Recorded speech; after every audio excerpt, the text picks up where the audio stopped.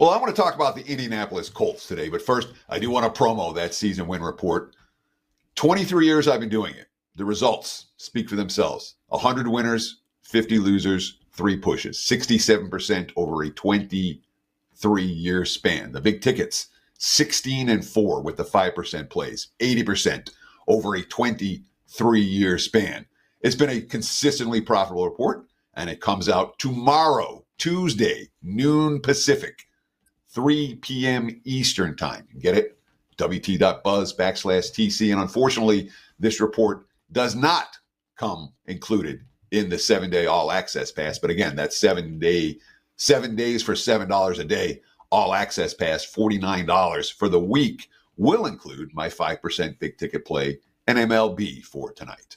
So there's something to be said for that package as well. Let's talk about the Indianapolis Colts. 9-8 last year, 4-13 the year before, a 9-win team the year before that. So which one's the aberration? The 4-win team from 2022 or the 9-win team from last year? We think about the Colts as a very successful organization, and yet no AFC South titles since 2014 when Andrew Luck was their quarterback. The offseason, the organization's fairly stable. You know, Shane Steichen back for his second year. Most of his coaching staff returned. The GM, Chris Ballard, in his 8th season. This is not an unstable coaching situation / front office situation. And the offseason for Indy was much more about re-signing their own than making big moves for free agents. They re-signed 7 key players, didn't bring in all that much. But of course, this is a team that won 9 games last year, despite having a starting quarterback that only played 4 of them. All right, and Anthony Richardson. Richardson had off-season shoulder surgery. He is supposed to be at 100%. How good is he going to be? He flashed brilliance last year, and he also looked like a rookie, and he didn't get many rookie reps in, considering. So does he play like a rookie? Does he play like a stud? There are questions about Richardson. There's potential for him, but he's certainly not a done deal. Joe Flacco was signed to be his backup, 39 years old. Flacco had a miracle run last year, and then he threw 2 pick sixes in the playoff game. The one thing I'll give him credit for, Flacco's not afraid to throw downfield.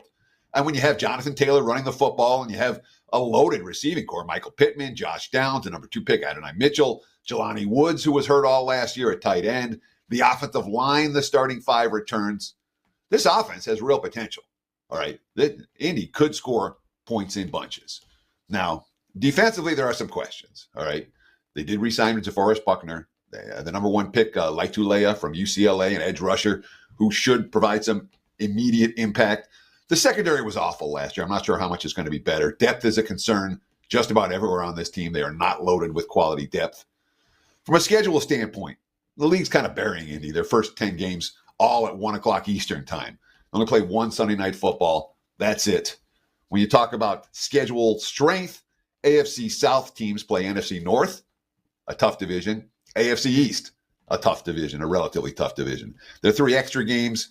Pittsburgh, at Denver, at the New York Giants, relatively easy.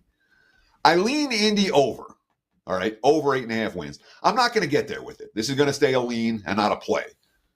There's one little hidden factor in their schedule that really stands out, and it's a big issue. They have 4 different games where they have 2 or more fewer days of rest than their opponent. Twice, teams have a full extra week to face them. And when you have 4 different games where your opponent has a rest edge, it turns those 50-50s into 33-66s in a lot of. And from a schedule standpoint, look, they could / should be dogs 8 or 9 of their first 11 games before the bye. It eases up down the stretch. They have Chicago at home, Pittsburgh at home, and Minnesota at Mini. It's 3 games where they could be chalk in. But the bottom line is we think Indy's pretty good. We ain't getting to the window betting Indy over. Just one of 32 teams we're breaking down right now for the win report at wagertalk.com. There's your big game breakdown.